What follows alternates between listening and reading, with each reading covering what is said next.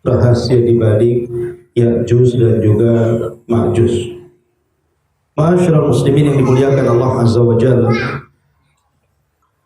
kita tahu bahwa kalau bicara tentang Ya'juj dan Ma'juj, artinya kita bicara tentang sebuah kabilah. Karena Ya'juj itu kabilah, Ma'juj juga kabilah. Jadi keduanya nama kabilah yang sangat besar, yang jumlahnya tidak ada yang tahu kecuali Allah Subhanahu wa ta'ala. Dan itu berdasarkan nas Al-Quran, di mana Allah Subhanahu wa ta'ala mengatakan min kulli hadabin yansilu.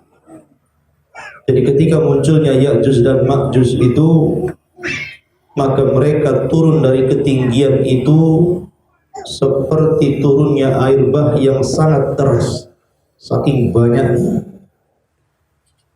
Dan itu dijelaskan dalam hadis Nawas ibn Sam'an radhiyallahu an, di mana Nawas ibn Sam'an menceritakan tentang bagaimana Allah Subhanahu wa ta'ala berdialog dengan Nabi Adam alaihi salatu wassalam. Ketika itu Allah Subhanahu wa ta'ala berfirman, ya Adam akhrij bi'san nar, wahai Adam, keluarkan manusia-manusia yang sudah dipastikan masuk neraka. Kemudian Nabi Adam alaihi salatu wassalam heran dan mengatakan, wama bi'san nar, apa yang Anda maksudkan manusia-manusia yang sudah dipastikan masuk neraka itu? Maka Allah Subhanahu wa ta'ala katakan, keluarkan dari 1000 orang, 1 dimasukkan ke dalam sorga dan 999 masukkan ke dalam neraka. Kemudian di ujung hadis, yang dimaksud 1 adalah dari kalian, dan yang dimaksud 999 itu dari kalangan Ya'juj dan Ma'juj. Dari sini menunjukkan bahwa kalau jumlahnya saja 1:999, berarti jumlah mereka itu tidak bisa dihitung. Tidak ada yang tahu kecuali Allah Subhanahu wa ta'ala berapa jumlah mereka itu. Masalahnya, Ya'juj dan Ma'juj itu sudah dipastikan masuk neraka, itu masalahnya. Sehingga timbul sebuah pertanyaan, apakah tidak sampai dakwah Nabi SAW kepada mereka?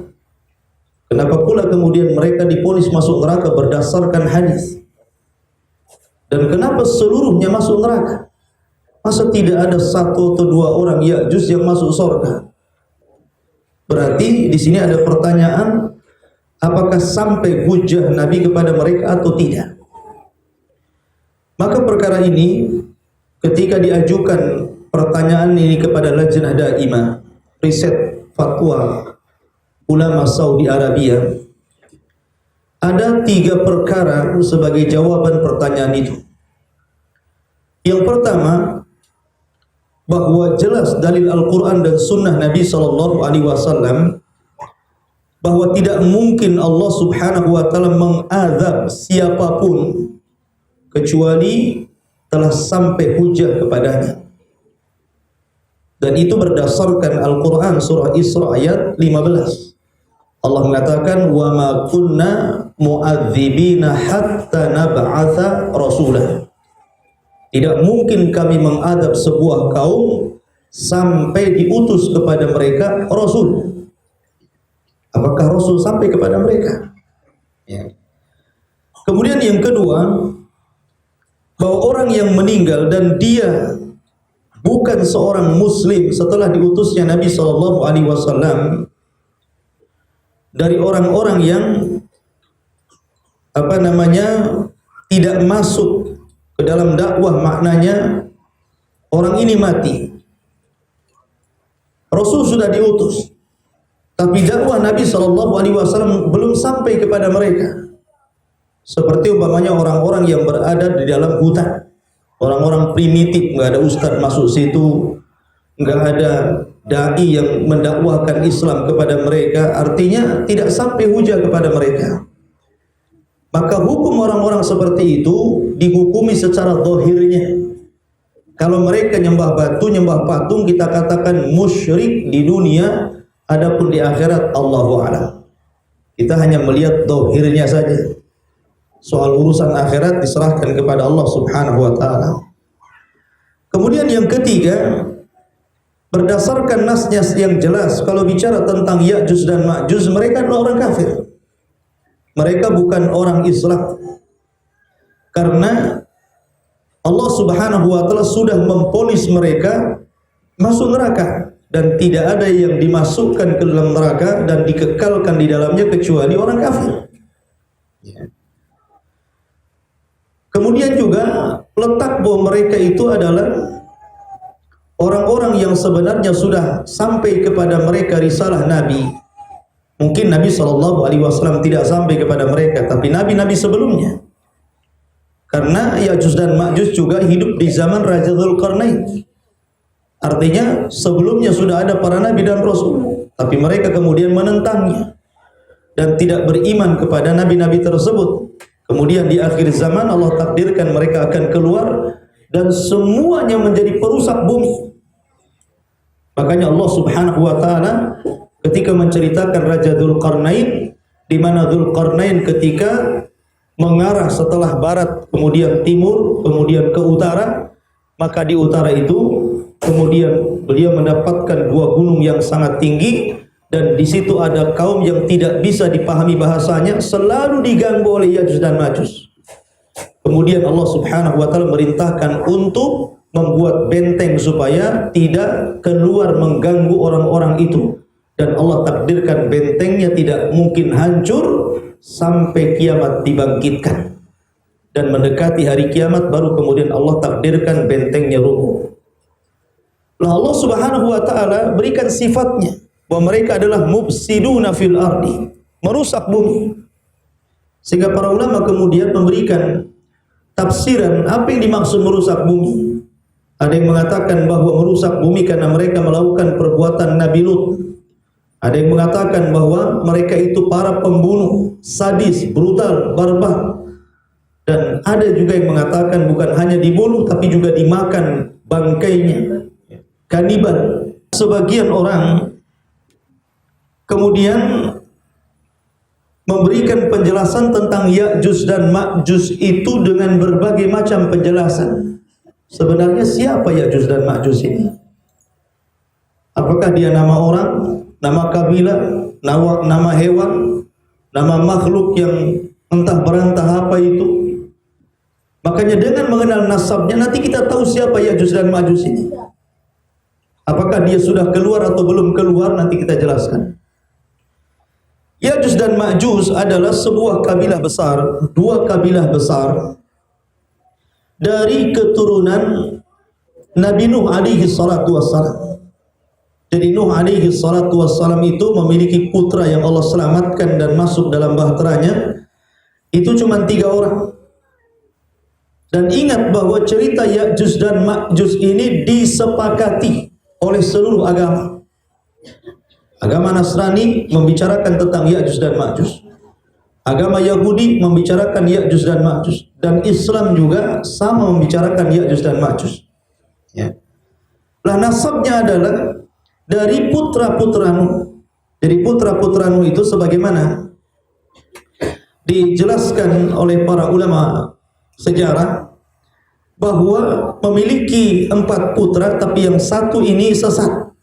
Kan'an itu sesat, kafir, mengikuti agama ibunya, dan juga ibunya mengikuti agama kaumnya, sehingga tidak beriman kepada syariatnya yang dibawa Nuh alaihi salatu wassalam. Sehingga yang masuk dalam perahunya itu cuma 3 orang saja. Yang pertama Ham, kemudian Syam, kemudian Yafis. Adapun kemudian dari keturunan Syam ini banyak menjadi orang-orang yang mulia di permukaan bumi, lahir para nabi dan rasul. Adapun kemudian dari keturunan Ham ini, karena Ham ini kemudian lahir orang-orang yang berkulit hitam. seperti Nigeria dan yang lainnya gitu ya. Adapun kemudian dari keturunan Yafis inilah, karena Yafis ini kemudian hijrah ke arah timur, ya mungkin ke daratan Asia, sehingga kemudian melahirkan banyak kabilah. Ada yang mengatakan melahirkan 10 kabilah, 10 anak yang kemudian anaknya masing-masing membawa kabilah masing-masing keturunannya. Lah salah satunya keturunan Yafis itu adalah Ya'juj dan Ma'juj. Ya. Karena ada juga yang kemudian mengatakan bahwa Ya'juj dan Ma'juj itu sebenarnya dia adalah saudara kita sebapak dan dia bukan saudara kita seibu. Karena diceritakan oleh Al-Imam An-Nawawi rahimahullahu taala dalam kitabnya Syarah Sahih Muslim, ketika dia menukilkan sebagian orang yang menukilkan dari Israiliyat. Ada yang mengatakan bahwa penukilan ini diambil dari seorang ulama yang bernama Ka'ab Al-Akhbar. Disebut Al-Akhbar karena banyak menukilkan kabar-kabar Israiliyah. Dan dia seorang alim yang hidup di zaman Umar bin Khattab, kemudian masuk Islam dan dianggap thiqah sehingga banyak riwayat yang diterima oleh para ulama kecuali sedikit. Ya. Nah, salah satunya adalah menceritakan bahwa Ya'juj dan Ma'juj itu sebapak dengan kita tapi beda ibu. Maksudnya, ketika Nabi Adam alaihi salatu wassalam, kata Imam Nawawi, suatu ketika bermimpi. Kemudian ketika dia bermimpi, ihtalama, dia mimpi basah. Kemudian spermanya jatuh ke bumi, ke tanah. Lah dari situlah kemudian terlahir Ya'juj dan Ma'juj. Ya. Tetapi pendapat ini kemudian dibantah para ulama. Pertama, tidak mungkin seorang nabi itu mimpi basah, tidak mungkin. Karena mimpi basah itu dari syaitan, bukan dari malaikat. Maka jangan kemudian bercita-cita, berangan-angan ingin mimpi basah ya. Dari syaitan itu, bukan dari malaikat. Makanya para nabi tidak ada yang mimpi basah. Ya.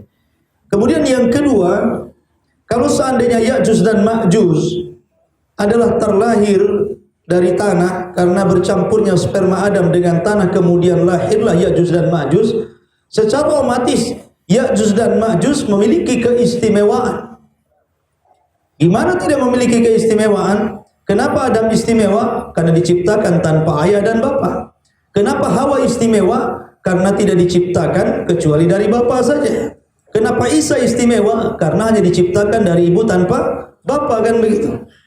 Berarti dia lebih istimewa dari kita.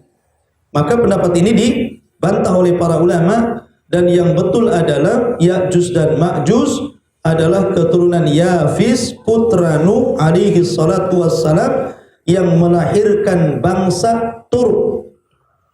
Bukan Turki. Turk itu bangsa yang diisyaratkan kepada orang-orang Mongolia. Orang-orang Mongolia, dari mana kita tahu? Nanti dari sifat-sifat yang Nabi SAW sebutkan, matanya sipit, kemudian bulat, kemudian rambutnya pirang gitu kan, dan begitu seterusnya. Nanti kita akan jelaskan ciri-cirinya. Intinya bahwa Ya'juj dan Ma'juj manusia sama seperti kita. Ya. Berarti di sini membantah semua pendapat-pendapat para ulama, di antaranya pendapat Wahab ibn Munabbah, ataupun satu riwayat yang ada catatan di kalangan ulama seperti riwayat Abdullah bin Abbas radhiyallahu an, ya, yang mengatakan bahwa Ya'juj dan Ma'juj itu adalah makhluk yang tinggi besar. Tingginya seperti pohon aruz yang ada di Libanon, Lubnan. Dan pohon aruz itu ketinggiannya antara 20 sampai 100 hasta. Satu hasta itu setengah meter. Berarti kalau seandainya paling tinggi pohon aruz itu 100 hasta, berarti ketinggian Ya'juj dan Ma'juj itu 50 meter. Tinggi banget ya. Itu menurut pendapat Wahab ibn Munabbih. Ya, jadi makhluk yang raksasa yang besar. Ada juga yang mengatakan Ya'juj dan Ma'juj itu seperti binatang, memiliki 2 telinga. Telinga yang sangat lebar sekali, yang satu telinga untuk memangsa, satu telinga lagi untuk berselimut apabila tidur. Ya. Tetapi Abdullah bin Abbas lain lagi mengatakan bahwa Ya'juj dan Ma'juj itu tidak raksasa, justru dia adalah makhluk yang kecil, paling tinggi 3 jengkal dan paling rendah 1 jengkal. Seperti apa itu? Ya. Kecil sekali ya, berarti 1 jengkal gini. Ya. Tetapi sekali lagi, pernyataan-pernyataan baik riwayat daripada Abdullah bin Abbas ataupun daripada Wahab ibn Munabbih tentu terbantahkan dengan hadis-hadis Nabi SAW yang menceritakan tentang sifat dan ciri Ya'juj dan Ma'juj yang mengarah kepada manusia sama dengan kita. Ya. Baik, masyarul muslimin yang dimuliakan Allah Subhanahu wa taala. Dari sini maka jelaslah bahwa Ya'juj dan Ma'juj itu keturunan Nuh alaihi salatu wassalam, dan moyang mereka adalah Yafis ibn Nuh alaihi salatu wassalam. Kemudian apa hubungannya Ya'juj dan Ma'juj itu dengan bangsa Turuk itu? Dengan bangsa Turuk itu. Dijelaskan dalam sebuah riwayat yang dikeluarkan oleh Ibnu Abi Hatim dan yang lainnya dari jalan Sa'id ibn Bashir dari Imam Qatadah rahimahullahu taala. Beliau mengatakan bahwa Ya'juj dan Ma'juj itu thintani wa ishruna qabilatan. Riwayat ini lebih banyak lagi. Bahwa Ya'juj dan Ma'juj itu memiliki 22 kabilah. Ya. Bana Dzulqarnaini sadda ala ihda wa ishrin wa kanat minhum qabilatun fi al-ghazwi ghaibatin wa hum atrah. Kemudian Dzulqarnain membuat benteng itu sebanyak 21. Semuanya 22 kabilah. Tetapi yang dibentengi cuma 21 kabilah. Lah yang 1 kabilah ini di luar benteng. Mereka adalah bangsa Turuk. Ya, bangsa Turuk gitu kan. Di zaman itu. Makanya kemudian memunculkan pendapat-pendapat para ulama di zaman sekarang itu kan, seperti umpamanya yang dikuatkan oleh Rashid Ridha ataupun Muhammad Abduh, ataupun ada sebagian ustadz yang lagi kondang, ya, sekarang lagi kondang diundang kemana-mana, itu mengatakan bahwa Ya'juj dan Ma'juj itu adalah Tatar, orang-orang Tatar, orang-orang Mongolia, ya. Di mana orang-orang Tatar ini dalam sejarah dikenal pernah menghancurkan Baghdad. Kalau antum membaca kisah Tatar ini, orang-orang Mongolia Tatar ini, mereka menghancurkan Baghdad, mereka membunuh anak-anak, perempuan, orang tua, dibantai semuanya. Bahkan bukan hanya sekedar itu, buku-buku ulama-ulama gitu kan, semua dibakar. Ya, tetapi kemudian, dan itu di masa Syekhul Islam Ibnu Taimiyah rahimahullahu taala. Ya. Kalau memang pernyataan Rashid Ridha ataupun Muhammad Abduh bahwa Ya'juj dan Ma'juj itu kaum Tatar, secara otomatis berarti Ya'juj dan Ma'juj itu sudah keluar. Dan bentengnya benteng Cina kan begitu. Lah ini pendapat yang keliru, sebab dalam riwayat-riwayat banyak sekali yang mengatakan pertama bahwa Ya'juj dan Ma'juj itu keluar di akhir zaman. Yang kedua, keluarnya setelah Isa bin Maryam dan setelah terbunuhnya Dajjal. Kemudian yang ketiga, Nabi tidak menjelaskan bentengnya di mana. Dalam Al-Quran atau hadis-hadis Nabi SAW tidak dijelaskan letak bentengnya di mana. Rasul hanya mengatakan dari arah timur Madinah, itu saja. Walaupun kemudian sebagian para ulama mereka mencari-cari, seperti ketika kita melihat sejarah Daulah Abbasiyah ketika dipimpin oleh Khalifah Al-Wathiq, mengirim sebuah delegasi untuk mencari di mana letak bentengnya itu. Di mana letak bentengnya. Akhirnya delegasi itu diancam sama Khalifah, jangan kau kembali sampai kau dapatkan benteng itu. Akhirnya para delegasi ini mencari-cari sampai ke benua Asia. Ya, sebelah utara Cina. Ya, kemudian mereka mendapatkan benteng tersebut di daerah Georgia, ya, daerah Armenia, dekat Armenia.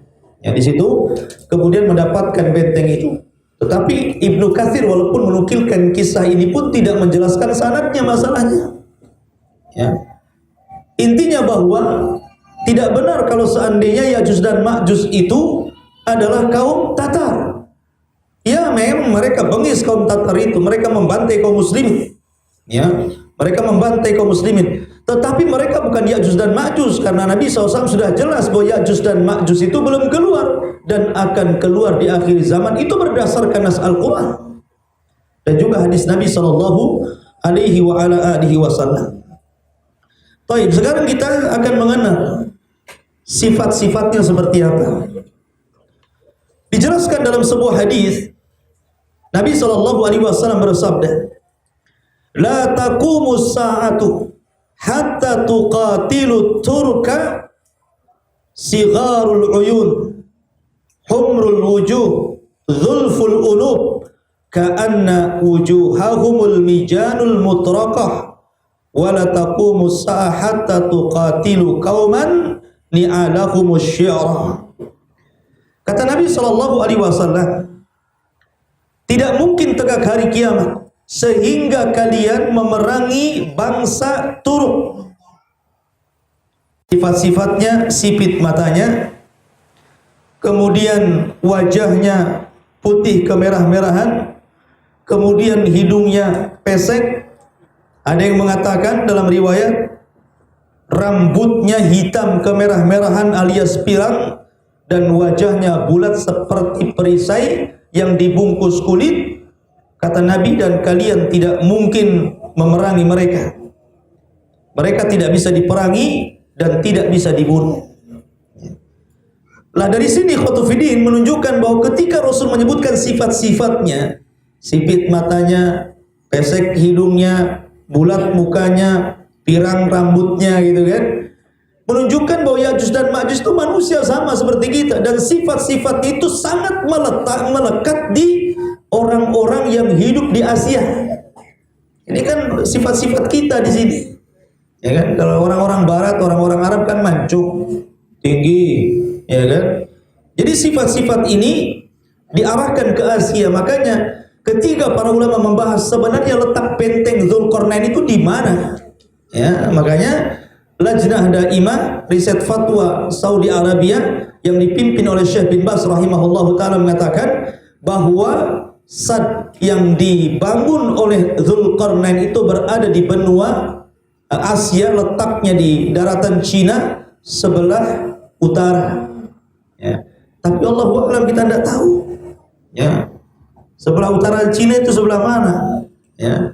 Karena Nabi SAW dohirnya yang mengatakan sebelah timur kota Madinah, gitu saja.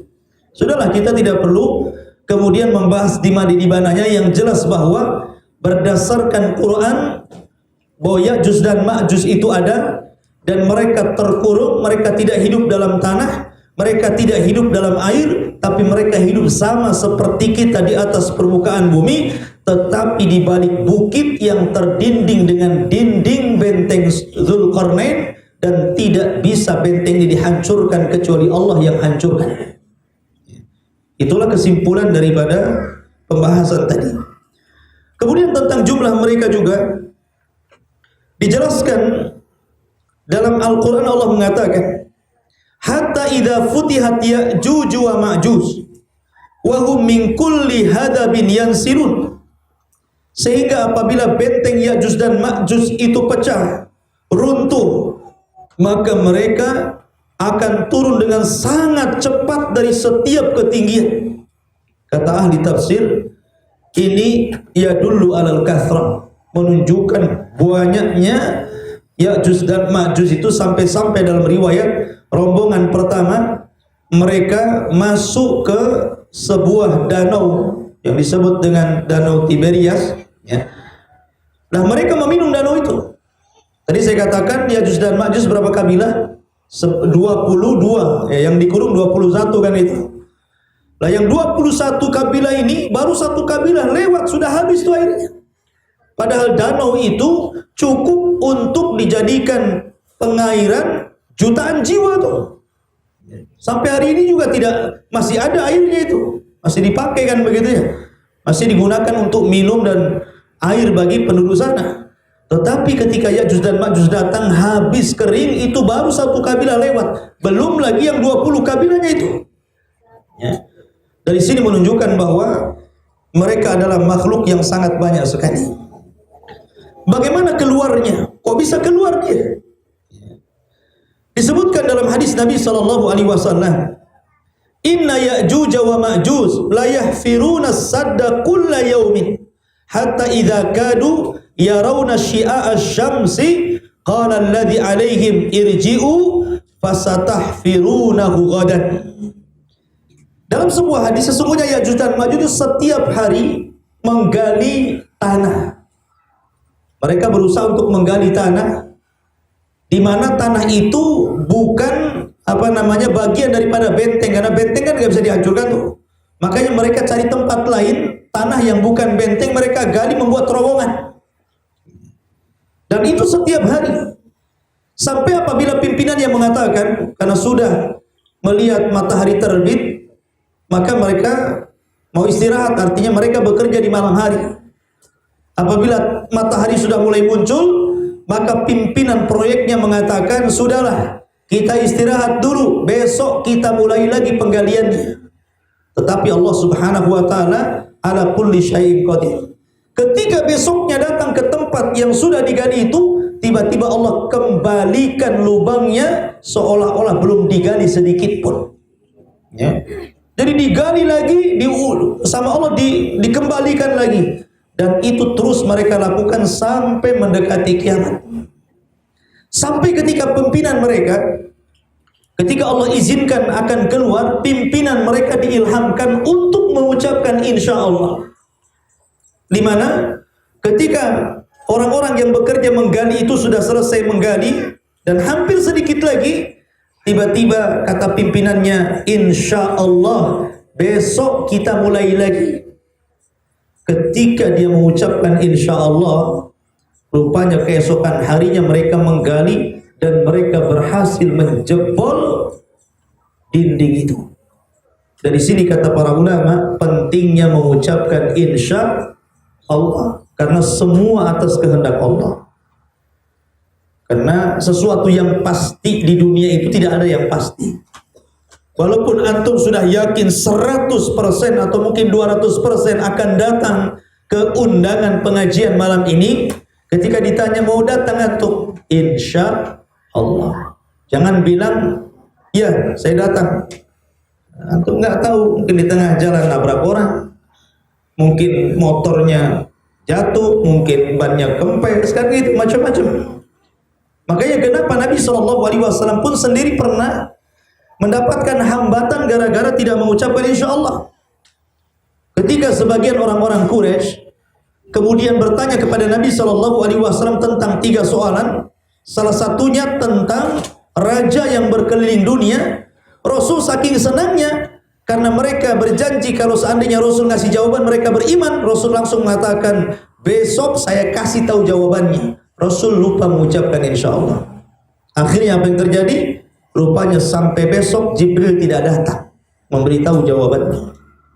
2 hari tidak datang, 3 hari tidak datang, 10 hari tidak datang.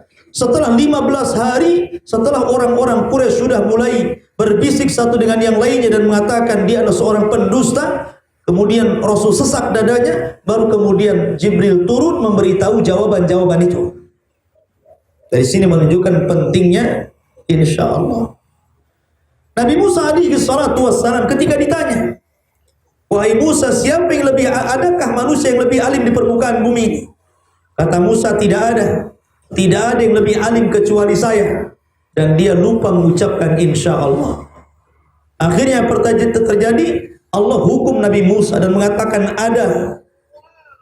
Dialah Khidir, berangkat kau ke sana belajar sama dia. Itulah pentingnya mengucapkan insya Allah, karena tidak mungkin terjadi segala sesuatu di permukaan bumi ini kecuali karena kehendak Allah Subhanahu wa ta'ala. Ma'asyiral muslimin yang dimuliakan Allah Subhanahu wa ta'ala. Kemudian tentang riwayat-riwayat bahwa Ya'juj dan Ma'juj itu sebenarnya sudah melihat kita. Jadi mereka berhasil melubangi, tapi lubangnya kecil, hanya seperti ini. Jadi lubangnya itu hanya seperti lingkaran jempol dan telunjuk saja. Ini berdasarkan hadis Zainab Ummul Mukminin radhiyallahu anha. Jadi suatu ketika Nabi SAW bangun dari tidurnya, kemudian memerah wajahnya, kemudian mengatakan la ilaha illallah wailun lil arabi min syarri qad iqtarab.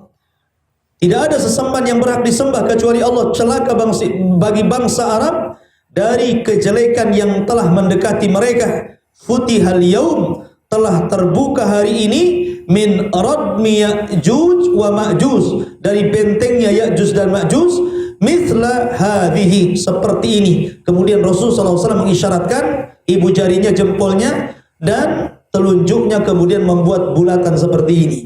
Artinya mereka Ya'juj dan Ma'juj sudah ngeker-ngeker itu dari dalam, ya. Dan ini menunjukkan keimanan kita bahwa adanya Ya'juj dan Ma'juj, karena Rasul sallallahu alaihi wasallam yang mengatakan berulang-ulang di banyak hadisnya. Nah, adapun ikhwatu fiddin yang dimuliakan Allah Azza wa Jalla, kerusakan yang ditimbulkan Ya'juj dan Ma'juj ini. Jadi Ya'juj dan Ma'juj ini fitnahnya akan berbeda dengan fitnah Dajjal ataupun fitnah-fitnah yang lainnya yang Allah munculkan di akhir zaman. Kalau Dajjal itu Allah Subhanahu wa taala jadikan fitnah itu hanya memfitnah manusia dari segi keyakinan agamanya saja. Jadi Dajjal itu tidak barbar. Dajjal itu tidak membunuh. Dajjal itu tidak merusak. Dajjal itu hanya meminta untuk dituhankan. Kita disuruh nyembah. Kalau seandainya kita nyembah Dajjal, sama Dajjal diberikan sesuatu keinginan kita. Makanya ketika Dajjal melewati sebuah pedesaan yang sudah mati, karena kan munculnya Dajjal itu sebelumnya terjadi paceklik 3 tahun kan. Allah tahan itu langit, pertama sepertiganya, kemudian 2/3-nya, kemudian seluruhnya. Jadi tahun pertama sepertiga hujan ditahan. Kemudian tahun kedua 2/3 ditahan. Kemudian tahun ketiga sama sekali 1 tahun itu nggak hujan. Sehingga kemudian banyak yang mati dari tumbuh-tumbuhan, binatang-binatang gitu kan. Baru Dajjal muncul. Ya. Jadi ketika Dajjal ini melewati di banyak tempat gitu kan, yang kondisinya sudah mati, desa-desa mati, kota-kota mati. Apabila datang ke desa-desa atau daerah-daerah mati itu, maka Dajjal akan menawarkan kesuburan. Kalau kalian mau menyembah saya akan hidupkan kembali tumbuh-tumbuhan. Saya akan hidupkan kembali ternak-ternak kalian. Saya akan berikan apapun yang kalian kehendaki. Jadi ketika mereka beriman, maka semua disuburkan oleh Dajjal. Ya. Tapi kalau seandainya kufur, baru kemudian Dajjal berlaku jahat. Ya. Jadi Ya'juj dan Ma'juj itu berbeda dengan Dajjal, karena Ya'juj dan Ma'juj itu tidak ada misi agama. Tidak ada misi pemurtatan, tidak. Jadi misinya Ya'juj dan Ma'juj itu hanya mufsiduna fil ardh, hanya merusak saja. Ya.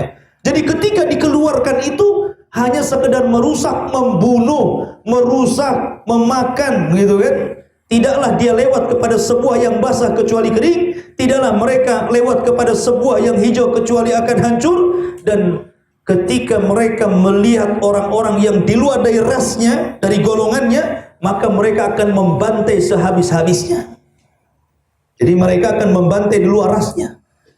Ya. Jadi sampai-sampai dijelaskan Isa bin Maryam sendiri dan juga yang tersisa dari kaum muslimin itu tidak sanggup melawan Ya'juj dan Ma'juj. Makanya Allah Subhanahu wa taala mengatakan, "Ya Isa, selamatkan dirimu dan orang-orang yang beriman bersamamu sembunyi di bukit Tur." Disuruh sembunyi. Padahal Isa bin Maryam ini seorang nabi, punya mukjizat kan begitu ya. Punya keanehan. Dia bisa membunuh Dajjal. Dia bisa membunuh Dajjal dan pasukannya, dan dia menangkan peperangan melawan Dajjal. Tapi dia tidak bisa membunuh Ya'juj dan Ma'juj. Menunjukkan bahwa Allah berikan kelebihan kepada Ya'juj dan Ma'juj itu banyaknya jumlah dan kekuatan fisik, dan mereka memang dipanjangkan usianya. Sebagaimana perkataan Abdullah bin Umar, tidaklah Ya'juj dan Ma'juj meninggal kecuali setelah memiliki, ada yang mengatakan 100, ada yang mengatakan 1000 keturunan. Jadi banyak sekali. Ya. Jadi intinya bahwa Isa sendiri lemah, tidak sanggup memeranginya.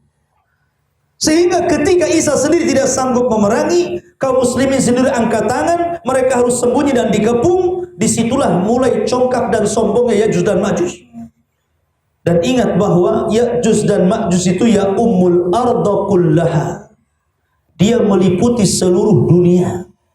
Saking banyaknya itu dia akan kemana-mana. Akan ke Batam, boleh jadi ke Batam dia. Ya kan? Karena ya umul arda, dia akan meliputi semua bumi. Saking banyaknya itu. Dan ketika dia mereka merasa bahwa telah membunuh di luar rasnya, di luar kelompok dan golongannya, di luar kabilahnya, disitulah kesombongannya memuncak dan mengatakan qatalna man fil ar sanaqtuluhu man fis sama. Kami sudah membantai seluruh orang yang ada di permukaan bumi. Sekarang kau yang ada di langit, giliran ku bantai kamu. Dari situlah maka Ya'juj dan Ma'juj mengarahkan panah-panah mereka, tombak-tombak mereka, senjata-senjata mereka ke langit, kemudian dilesatkan ke langit. Dan subhanallah, Allah subhanahu wa ta'ala memuji mereka, di mana panah itu disedot oleh Allah sampai ke langit, betul-betul sampai ke langit. Padahal kekuatan manusia melempar itu sampai mana? Tapi Allah dengan kuasanya menyedot panah dan tombak yang dilempar sampai tidak kelihatan lagi, dan mereka merasa bahwa panah dan tombak yang mereka lempar itu sudah membunuh orang-orang yang ada di langit. Coba, Ya'juj dan Ma'juj itu banyak, panahnya juga banyak kan begitu. Ya. Tetapi ketika Allah subhanahu wa ta'ala kembalikan panah dan tombak itu, dan sengaja Allah lumuri ujung-ujungnya, seolah-olah ada darah di situ, padahal tidak ada yang terkena dengan tembakan itu. Tapi Allah sengaja melumurinya, kemudian memulangkan kembali ke bumi. Dan mereka semakin sombong dan mengatakan, kami sudah selesai. Yang di langit sudah mati, yang di bumi sudah mati. Makin sombong mereka.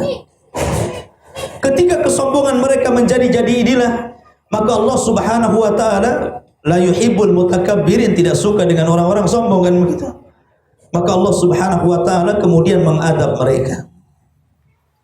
Ketika Isa bin Maryam bersembunyi di balik bukit Tur dan orang-orang yang beriman, mereka bingung harus berbuat apa. Karena Rasul yang mengatakan bangsa yang tidak bisa diperangi dan tidak bisa dibunuh, saking banyaknya. Akhirnya Isa itu hanya bisa iltija'u ilallah, hanya bisa berdoa kepada Allah. Apa yang bisa dilakukan Isa kecuali berdoa? Maka Isa berdoa kepada Allah Azza wa Jalla agar Allah subhanahu wa ta'ala membantu dan menyelamatkan mereka. Dari situlah Allah subhanahu wa ta'ala akhirnya di malam hari mengutus nagab, dud, bahasa kitanya ulat.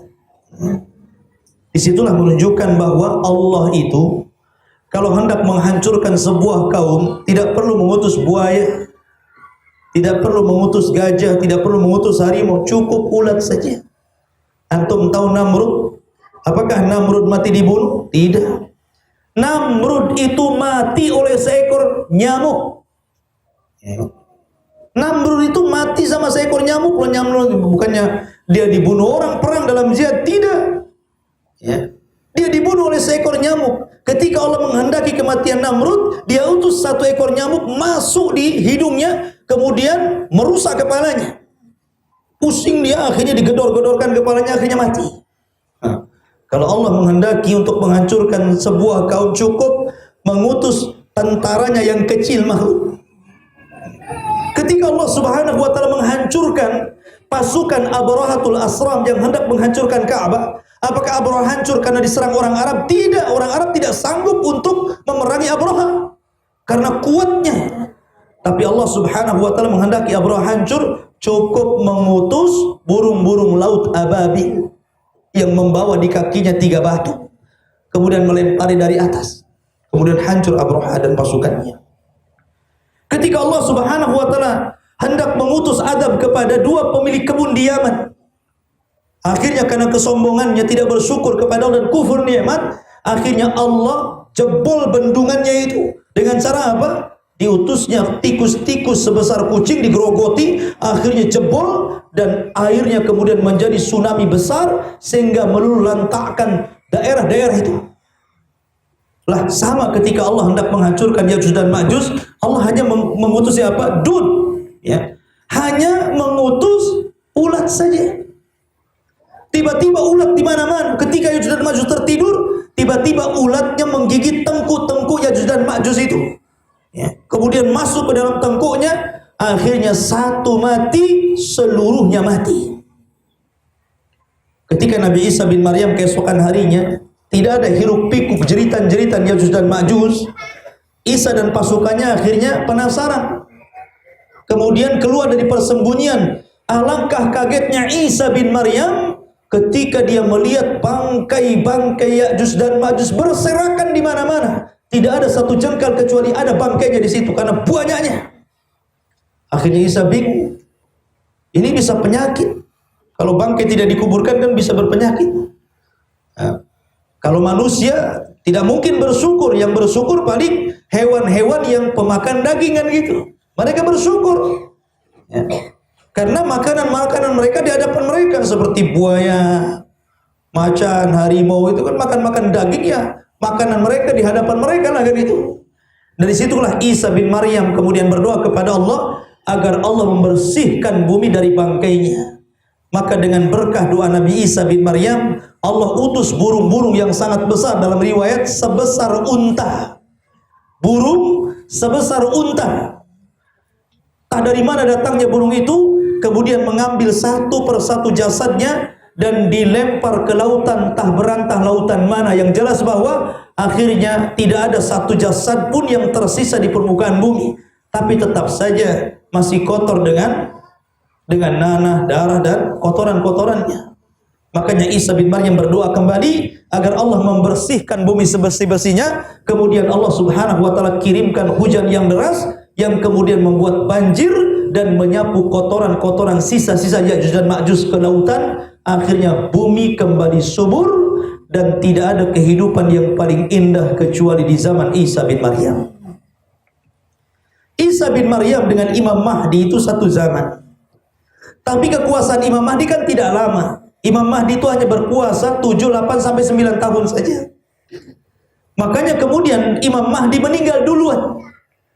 Ya, jadi setelah kemudian Ya'juj dan Ma'juj diadab oleh Allah Azza wa Jalla, Imam Mahdi kemudian meninggal duluan sebelum Isa bin Maryam. Karena Isa itu akan hidup di permukaan bumi setelah diturunkan Allah berapa tahun? 40 tahun. Sementara Imam Mahdi itu cuma 7 sampai 9 tahun saja. Maka setelah kemudian Imam Mahdi tidak menjadi khalifah lagi di akhir zaman, maka sebagai penggantinya adalah Isa bin Maryam. Tapi Isa bin Maryam kala itu bukan seorang nabi. Karena tidak mungkin Isa diangkat ke langit kecuali Allah sempurnakan kenabiannya. Jadi ketika diangkat ke langit itu bukan lagi seorang nabi, tapi orang biasa. Tapi kelak diturunkan ke bumi bukan untuk mendakwahkan syariat Nasrani, tetapi untuk melaksanakan tugas Allah Azza wa Jalla, di mana dia akan membunuh Dajjal, membunuh babi, mematahkan salib, dan akan berhukum dengan hukum yang adil sesuai dengan syariat Islam. Makanya setelah Imam Mahdi kemudian meninggal dunia, Isa berkuasa. Dan ketika itu tidak ada pilihan bagi ahli kitab Yahudi dan Nasrani masuk ke dalam Islam atau kau bunuh. Ya. Masuk kau ke dalam Islam atau kau bunuh. Tidak ada jizyah, tidak ada lagi upeti-upetian. Tapi kalau di zaman Nabi SAW tidak, serukan mereka ke dalam Islam. Kalau mereka tidak mau nggak apa-apa, tapi bayar upeti, ya kan? Kalau juga tidak mau bayar upeti, bayar pajak, baru kita perang, gitu kan? Di zaman itu tidak ada upeti-upetian. Yang ada mau masuk Islam atau mati. Akhirnya kemudian mau tidak mau ahli kitab itu mereka beriman ke dalam agama Rasul sallallahu alaihi wasallam lewat perantara Isa bin Maryam, dan itu diisyaratkan dalam Al-Qur'an, wa im min ahlil kitab illa la yu'minanna bihi qabla mautihi. Dan kelak di akhir zaman sebagian ahli kitab, kenapa dikatakan sebagian? Karena sebagiannya menolak dan dibunuh. Ya, makanya dikatakan sebagian. Dan dari sebagian ahli kitab ada yang kemudian beriman dengan syariat Muhammad sebelum wafatnya Isa bin Maryam. Dan ketika itu tidak ada orang kafir kecuali semua beriman. Karena di bumi tidak ada orang kafir, semua beriman. Dan orang-orang kafir itu mereka takut dan bersembunyi, tidak berani menampakkan terang-terangan kekafirannya karena takut dibunuh. Akhirnya kebanyakan orang beriman kepada Allah lewat perantara Isa bin Maryam. Disitulah ikhwan, ketika penduduk negeri beriman dan bertakwa, apa yang terjadi? Maka Allah akan berikan barakah dari langit dan bumi. Makanya Allah mengatakan, Walau anna ahlal qura amanu wattaqau la fatahna 'alaihim barakatin minas sama'i wal ardh. Jadi kalau seandainya penduduk negeri itu beriman dan bertakwa, Allah kirimkan barakahnya dari langit dan dari bumi. Makanya dijelaskan kata Nabi SAW dalam sebuah hadis, Nabi SAW mengatakan, tuba, beruntunglah kata Rasul, tuba li aishi ba'dal masih, beruntunglah orang-orang yang hidup di masa Isa bin Maryam. Rasul yang mengatakan seperti itu. Ya. Beruntunglah orang-orang yang hidup di masa itu. Ya. Di masa Isa bin Maryam, sampai karena saking berkahnya Nabi SAW sampai menggambarkan dengan sebuah kata-kata di mana satu ekor kambing itu cukup untuk 100 orang 100 orang yang memakannya. Jadi satu sapi itu cukup untuk satu kabilah. Artinya kayaknya itu kalau kita kan satu kambing 2-3 orang saja kan begitu. Atau satu sapi mungkin paling banyak 5 mungkin oke lah 100-200 orang itu. Ini cukup untuk satu kabilah ribuan orang. Menunjukkan berkah gitu loh. Berkah itu kan sedikit tapi cukup, itu berkah artinya. Ya, saking berkahnya di zaman itu sampai seperti itu. Ya. Jadi tetapi sayang Isa bin Maryam akhirnya Allah Subhanahu wa taala wafatkan juga. Lah setelah wafat Isa bin Maryam inilah, karena manusia sudah tidak dipimpin Imam Mahdi, tidak dipimpin Isa bin Maryam, tokoh-tokoh agama sudah tidak ada, maka manusia mulai sedikit demi sedikit lupa dengan ajaran agamanya. Ya, lupa dengan ajaran agamanya. Akhirnya apa? Sekelompok manusia mulailah kufur di antara mereka. Karena saking senangnya bergelimpangan dengan harta benda, mulailah kufur mereka. Karena tidak ada yang mengingatkan kembali. Sehingga manusia terpecah menjadi 2 golongan. Ada yang tetap beriman kepada Allah, ada yang kufur nikmat kepada Allah Subhanahu wa taala. Dari sinilah kemudian Allah Subhanahu wa taala kirimkan angin yang sangat dingin yang menyentuh bawah-bawah ketiak ke orang-orang yang beriman, sehingga orang yang memiliki iman walaupun sebiji dzarrah akan Allah wafatkan. Sehingga ketika itu tidak ada yang tersisa kecuali orang-orang jelek saja. Ya. Ada yang mengatakan bahwa angin ini datang setelah 2 peristiwa besar. Pertama, munculnya binatang yang disebut dengan dabatun minal ardh. Binatang yang raksasa yang keluar dari perut bumi, di mana kepalanya belum sampai nyentuh awan, kakinya belum keluar dari bumi. Dalam riwayat yang lemah dikatakan tangan kanannya memegang stempel Sulaiman dan tangan kirinya membawa tongkat Nabi Musa. Stempel ini kalau ketemu orang yang beriman langsung distempel dahinya dan bercahaya. Adapun tongkat yang dipegang tangan kirinya kalau berjumpa dengan orang kafir dipukul hidungnya dan langsung gosong. Dan ketika itulah manusia dilupakan namanya, kecuali hanya mukmin dan kafir. Kemana-mana kalau orang yang beriman, mukmin mau ke mana? Maka orang-orang mukmin akan mengatakan, mau ke sini wahai kafir. Itu saja. Mereka sudah tidak kenal namanya masing-masing. Jadi sebutan itu hanya mukmin kafir, dan itu dilihat dari tanda yang ada di wajahnya. Kalau bercahaya mukmin, kalau gosong kafir. Itu saja. Ya. Zaman itu sudah nampak mukmin kafir, tapi tidak tersinggung. Ya. Dikatakan kafir tidak singgung. Orang sekarang dikafir-kafirkan marah. Ya. Zaman itu nggak tersinggung lagi karena mereka nggak lupa nama, nggak tahu namanya saya siapa, nggak tahu. Ya. Lah ketika itulah ikhwatu fiddin, ada yang mengatakan 2 hari setelah kejadian binatang ini keluar, maka mereka tertidur dengan pulas manusia di zaman itu sampai subuh mereka bangun. Orang-orang yang beriman mereka sholat subuh. Orang-orang yang kufur dengan Allah mereka tidak sholat, mereka pulas tidur dan mereka kufur nikmat. Sampai kemudian harusnya jam terbit matahari itu terbit, tapi tidak terbit-terbit. Akhirnya orang-orang menunggu, boleh jadi mungkin siang. Datang waktu zuhur, matahari juga tidak muncul. Ditunggu sampai asar, juga tidak muncul. Ditunggu sampai maghrib, harusnya matahari tenggelam. Disitulah tiba-tiba matahari justru muncul dari arah barat. Ketika itu manusia menyesal. Liyahlika man halaka am bayyinah. Orang-orang yang hancur dengan kekufurannya, maka mereka rugi. Tapi orang-orang yang beriman mereka beruntung. Kenapa? Karena ketika matahari terbit dari arah barat, taubat sudah tidak diterima. Walaupun yang kafir menjadi mukmin, yang suka dusta tiba-tiba jujur, yang bakhil tiba-tiba suka sedekah, seorang dai melancarkan dakwahnya ke sana kemari, apa gunanya? Taubat sudah nggak diterima. Amalan ketika itu ditutup.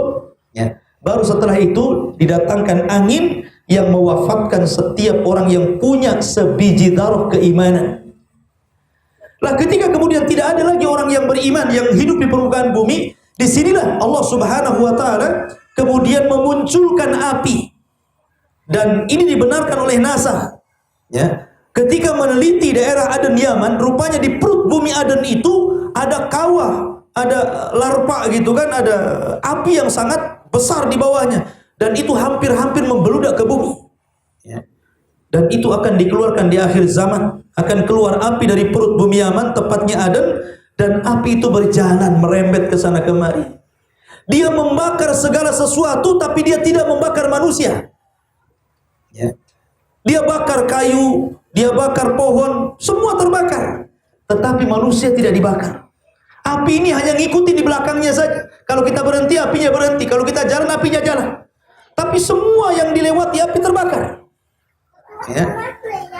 Dan api itu memang tidak ditugaskan untuk membakar.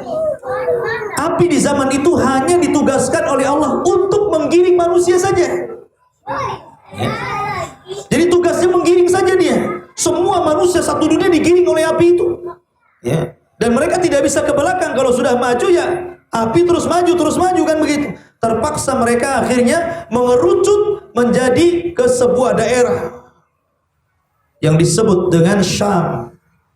Disitulah manusia akan berkumpul di akhir zaman. Karena disitulah Ardul Mahsyar, bumi kumpulnya seluruh manusia. Dan ketika itulah Rasul mengatakan la taqumus sa'ah illa ala syiraril khalqi. Tidak mungkin tegak hari kiamat kecuali manusia yang hidup kala itu hanya tinggal yang jelek-jeleknya saja. Maka ketika itulah, ketika sudah kumpul satu dunia di Syam, di tempat berkumpulnya mereka, maka Allah memerintahkan Israfil untuk meniup sangkakalanya. Maka Allah berfirman, Al-Qari'atu mal-Qari'ah, wa ma adraka mal-Qari'ah, yauma yakunun nasu kal farashil mabsus. Al-Qari'ah. Tahukah Al-Qari'ah? Qari'ah itu suara yang memekik, yang keluar dari ujung trompet, itu namanya Qari'ah. Jadi kalau antum meniup trompet kemudian keluar suara, lah suara dari ujung trompet itu dalam bahasa Arab disebut Qari'ah. Ya. Jadi ketika Israfil meniup sangkakala trompetnya itu, maka keluar dari ujung trompet ini Qari'ah, di mana Qari'ah ini memekikkan telinga dan membuat orang mati. Ketika itulah Allah Subhanahu wa taala gempakan seluruh dunia. Idza zulzilatil ardu zilzalaha wa akhrajatil ardu athqalaha. Semua digempakan. Di sini terjadi kiamat. Di mana lautan ditumpahkan ke daratan, bintang-bintang dijatuh-jatuhkan, gunung dihancur-hancurkan gitu kan. Kemudian langit-langit dijatuhkan, meteor satu dengan yang lain bertubrukan, sudah nggak karu-karuan. Dan kejadian itu ada yang mengatakan selama 40 tahun. Terus, ya. Pokoknya Allah Subhanahu wa taala hancurkan sehancur-hancurnya. Dalam hadis Abu Hurairah radhiyallahu an 40. Boleh jadi 40 tahun. Oleh karena itulah maka di saat itulah betul-betul Allah Subhanahu wa taala hancurkan alam semesta, dan setelah hancur, betul-betul hancur, manusia mati, jin mati, malaikat mati, peniup sangkakala pun ikut mati, ya. Semua mati, tidak ada yang hidup. Malaikat Jibril mati, Israfil mati, Israil mati, semua mati. Maka ketika itulah Allah Subhanahu wa taala disebutkan dalam surah Al-Fatihah, Maliki Yaumiddin. Allah mengatakan, Ana Malik, saya raja. Aina mulukud dunia, mana raja-raja dunia yang congkak itu? Ainal mutakabbirun, mana raja-raja yang sombong itu? Ainal mutajabbirun, mana raja-raja yang congkak itu? Yang gak ada yang jawab, kadang gak ada makhluk. itu menunjukkan dia Maliki Yaumiddin, satu-satunya raja. Makanya ketika kemudian Allah Subhanahu wa taala hancurkan semuanya dan Allah ganti dengan bumi yang baru yang belum pernah dipijak manusia, dan Allah ganti langit dengan langit yang baru, disitulah Allah bangkitkan Israfil dan disuruh meniup sangkakala yang kedua, dan itulah tiupan pembangkitan kembali. Dibangkitkan kembali. Allah mengatakan wa akhrajatil ardu athqalaha. Kami keluarkan beban-beban yang ada di perut bumi. Maksudnya mayat-mayat yang dipendam di dalam perut bumi itu Allah keluarkan, dihidupkan kembali. Maka dalam surah Al-Qari'ah kejadian itu Allah mengatakan Al-Qari'atu mal-Qari'ah wa ma adraka mal-Qari'ah yauma yakunun nasu kal farash. Ketika itu manusia seperti belalang. Lihat belalang kalau ada lampu, dari mana-mana datang ke lampu. Lihat cara terbang belalang, tidak beraturan, nabrak kawannya, nabrak sini, nabrak situ. Keesokan harinya lihat berserakan tuh sayapnya di bawah lantai. Karena belalang kalau terbang nggak ada aturannya, nabrak sana, nabrak sini. Lah ketika manusia dibangkitkan itu seperti belalang, kata Allah, berhamburan ke sana kemari. Yang dari utara ke selatan, yang dari selatan ke utara, yang dari timur ke barat, yang dari barat ke timur. Nggak tahu apa tujuannya, saling tabrak menabrak di antara mereka. Makanya Allah mengatakan wa qalal insanu ma laha. Sebagian manusia mengatakan ada apa ini? Dalam surah Yasin Allah mengatakan ya wailana man ba'atsana min marqadina. Celaka siapa yang membangkitkan aku dari tidurku. Ya. Tetapi orang-orang yang beriman mereka tidak seperti laron. Orang-orang yang beriman itu ketika dibangkitkan, keluarga mereka sudah ada di sampingnya. Istrinya sudah ada di sampingnya, kakeknya sudah di sampingnya, anak-anaknya sudah di sampingnya. Dan Allah katakan, alladzina amanu wattaba'athum dzurriyyatuhum biimanin alhaqna bihim dzurriyyatuhum. Orang-orang yang beriman dan kemudian keimanan diikuti oleh anak cucunya, maka pada hari kiamat mereka akan dikumpulkan jadi satu, menjadi keluarga besar. Dan minimalnya itulah yang membawa ketenangan bagi kita. Kalau kita sedang berkumpul dengan keluarga kan susah senang, yang penting kumpul, kata orang Jawa. Ya kan? Artinya bahwa ketika banyak orang-orang, tapi orang-orang yang tidak beriman mereka lari sana sini.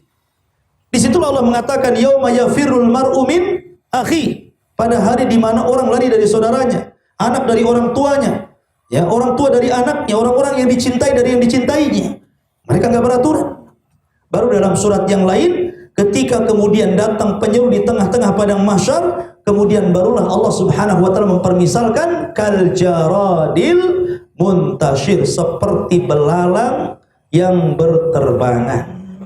Beda laron, beda belalang. Kalau laron kalau terbang nggak beraturan, tapi kalau belalang beraturan, dia bersama koloninya menuju ke sebuah tempat. Maka ketika ada panggilan di tengah padang mahsyar, barulah kemudian orang tidak lari ke sana kemari, tapi mereka menuju ke satu panggilan itu seperti belalang yang terbang. Nah, disitulah kemudian mereka berada di mauqif. Disitulah kita kenal dengan kejadian syafa'atul udhma. Wallahu a'lam. Ini sekilas tentang Ya'juj dan Ma'juj dan apa yang terjadi setelah hancurnya Ya'juj dan Ma'juj. Baik, untuk